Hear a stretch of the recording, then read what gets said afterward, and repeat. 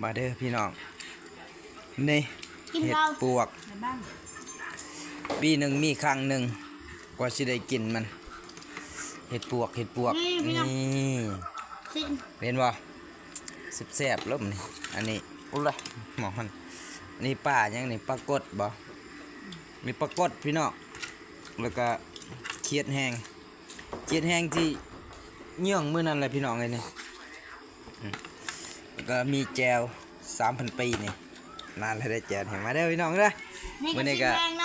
กินกับร้านเลยก็พี่สาวเอื้อยพี่อ้ายผู้จักเราไปใช่ผู้แล้วว่าได้ยินเสียงคอกแขกเขาสิขโมยเขาละอันเรา มาพี่น้องมากินกันนี่มาขออนุญาตกินข้าวกันเด้อครับเด้อฟังเสียงสดเด้ออู้แซ่บๆเลยพี่น้องเนี่ยครับเลยเกียดกรอบด้วยพี่น้องเกียดแดดเดียวนี่มันเลยแดดเดียวแล้วนี่ 3 แดดแล้วมั้งนี่ใช่ไหมนี่แหละของกินบ้านนองเฮาพี่น้อง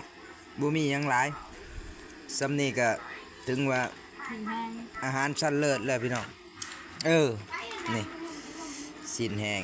ไปเอาน้ำอีพออยู่บ้านตายพุ่นแหละมากินข้าวนำกันพี่น้องไปก่อนครับผมกินข้าวก่อน